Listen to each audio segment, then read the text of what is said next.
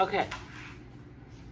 So a person at the checkout, like I always think, like I always am like, thank you for accepting my money in exchange for these rice cakes. You know what I mean? But I know that, you know, some people just get through the day and then others are proud of what they do, you know? And I guess I'm thinking about people that are in that situation and not, about our skills and how we can like bring our skills together and like. I mean, I have the chills. I think you know what I'm trying to express. Like, I'm not a fear-based person. I'm not afraid of anything. Let's see, am I afraid of anything? God forbid anybody come near my dogs. No, I'm not afraid. You know, I was talking to Matt about that yesterday, Matt Preston. There's nothing that can come at me that I won't just be ready for. I might get scared, I might get angry, I might not react properly, but nothing can break me at this point. So that's a really cool place to be, I guess, after going through stuff. Traumatized people. I think a lot of people are traumatized now. There was a girl that I met like a year ago, and she is like healing from trauma and stuff too. And sometimes our traumas were just like fire the other ones up, you know? And like everyone has different things. So we were just so delicate that we kind of like, it made sense for us to sort of like heal separately for a while. I look forward to seeing her again at some point, but you know, and it was quite heartbreaking because we would have little blow-ups over stupid stuff, and that it was just like we unintentionally ignited one another's trauma responses, and then after we'd be like, I'm so sorry, like there was just the trauma, and it reminded me of this thing, and anyway, so I was thinking we can get creative about, if we don't have a skill that we know we can provide, either cultivating one, thinking about sharpening the knife on one that maybe we're sort of good at. Like, I know a few people that have land in different parts of the country, but I have like clearance for me, you know? One friend has and they're building higher walls. She's like, no one's getting in. Like, I'm gonna have guns there. No one's gonna get past my gun. And I do really feel, I just got a deja vu for a second, that this is sort of less of a bloody, gory, scary, even obvious shift, transition, propulsion in evolution than even we can even think or understand. I think it's going to be very subtle. I think it's going to be just like how I've been feeling a lot lately, like I increase in contentment or being content, like very quick, like I wanted to do something that I wouldn't have even thought twice about doing before. Stupid, like this person that was kind of weird with Hondo, it looks like they moved out, but I'm not sure if it's her apartment or the apartment before, but they're like, all the guys are there, like someone moved out, and I don't know if it's, so I wanted to go ask, and like the person in the office that I would ask was there, and I was like, no. If she moved, she moved. If she didn't, she didn't. Doesn't affect my life, and I don't need that information. So I guess also like more of a vigilance, or that's a little dramatic of a word to use. More of I used to read the dictionary to go to sleep. It's silly, but I majored in English.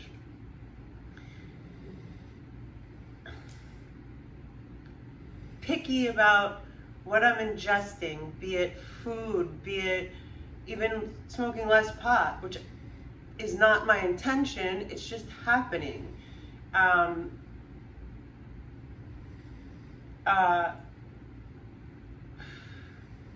people in communications, not taking it personally, but if it starts to feel weird, just cutting it off real quick, you know?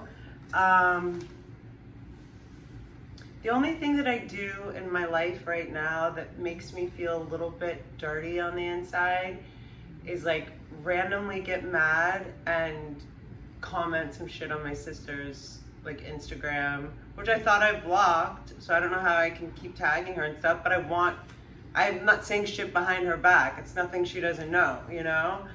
So I haven't unblocked her from one account, apparently. And then on Father's Day, I wrote on her last podcast, because her hair's blonde.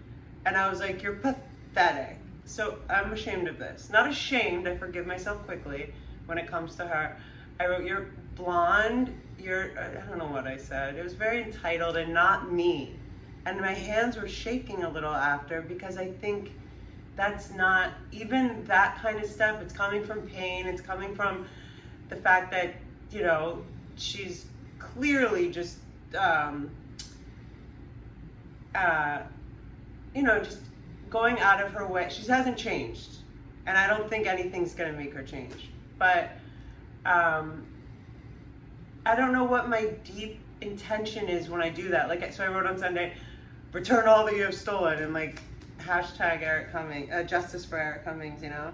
So that's the only thing really that I do that doesn't make me feel good, and I'm gonna stop.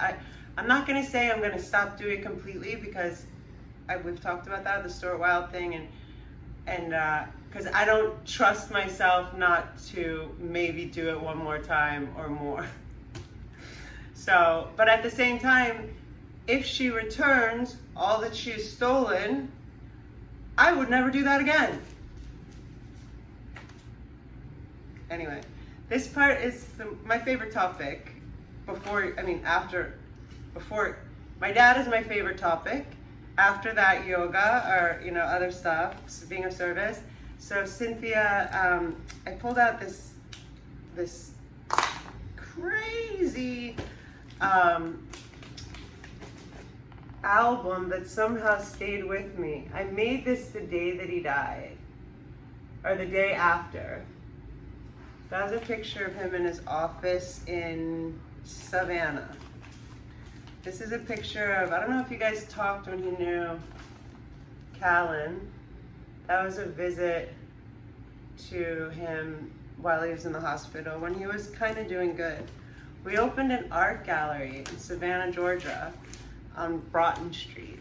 And I love this picture because, okay, so we named it Two Car Garage, and I was the official owner. This is an event for the Savannah Philharmonic, and like he rolled out a red carpet. I don't know if you can see, Cynthia, but he's like talking to me as if I'm the guest, you know? He's like introducing me to people. Like a friend of mine that is on the spectrum with Asperger's, like I guess for him, he just doesn't, he goes, he looked at that picture and he goes, but why is he, like, isn't it your gallery? Like, why is he talking to you? Why isn't he talking to the guests? Like that. And I was like, that's just how we were, I guess.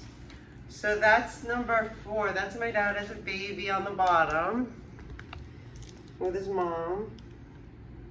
And then on the top is number 4. Sorry, this is kind of heavy. In a happy time. Some of these are like pictures. This is a funny picture that I'll tell you about another day, but it has a lot of significance. My dad showed up to a court case after he passed away via that picture. Let's see. This one's funny. You'll probably remember the patio at Cambridge Place. This is Kevin, Whitney, and me at like mom's still married. They divorced when I was like 7. Let's see if there's anything else worth it for this. You probably haven't seen these. I love this one. That was at a restaurant in Miami Beach. That was at the surf club in Miami Beach. That was in the hospital. He grew a mustache. He had to because of the tubes. It was so funny. I didn't tell him about it until I kind of had to. And he didn't like it. I had to shave it off. That's us at an Italian restaurant in Bal Harbour. And let's see.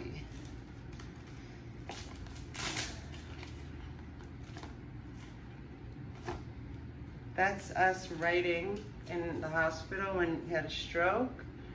So I wrote, "I love you, Dada," and the scribbles are him trying to write. That's going to be in my book. This is him trying to write. When we had to relearn everything. You can see his E though, which is kind of funny. He was getting so frustrated, but he was doing so good.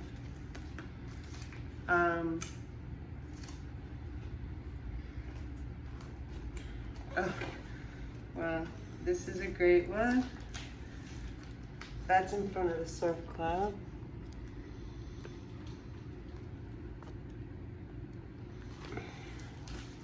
And then,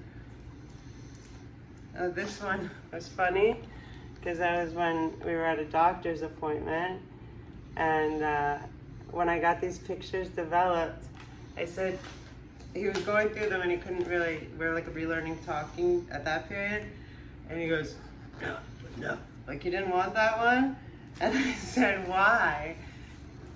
And he said, my daughter doesn't kneel. This is him. He had a trach in his throat. That was a trip that we took to his storage unit. That's when he had me get out the red tapestry and some other stuff. This is a great picture of him and me. That was New Year's Eve 2008. Down here is in the hospital.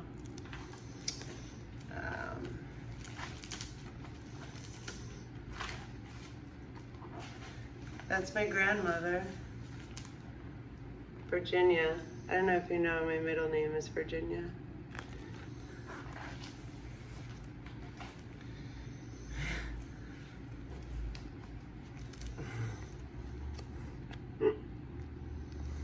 That was another one in the hospital. He didn't like because of the kneeling. Let's see. This is great because I printed a lot of text messages. This is one of the last ones.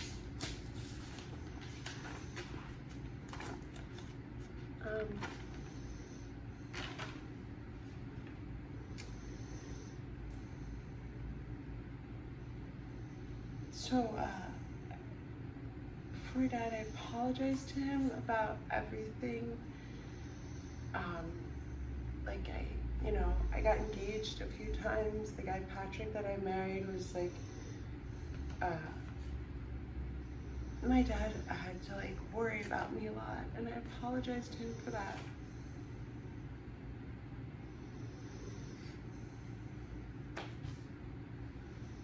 And I said, I'm sorry that you had to worry about me. Ever, but especially, okay. And so he wrote back, forget about the past, exclamation mark. You have now a bankable career, exclamation mark. You know you can always succeed, exclamation mark. No one could have paid that crazy rent for more than 1 year, much less 3. That was on my studio. My ex-husband. Patrick put you in a bad position and then disappeared financially. All true. You succeeded by finishing out the onerous lease. We will now pursue new successes. There are bad people trying to live free in every business! Exclamation mark. Now you know! Exclamation mark. You can try to avoid these types, but they are all around. They smile and take advantage of our good nature! Exclamation mark. Then, unfortunately, we discover their true nature and we end up in a lawsuit! Exclamation mark. Such is life! Exclamation mark. We end up giving few breaks to others. Basically, it was that he forgave me. Forget about the past. A second page said, ashes in a bucket. So let's start thinking about our skills and like our plan, you know? If, you know, the rats come in. But I was thinking about, we should all like think about skills, share skills, and different things that we can do for ourselves to be autonomous and independent and free. Bye.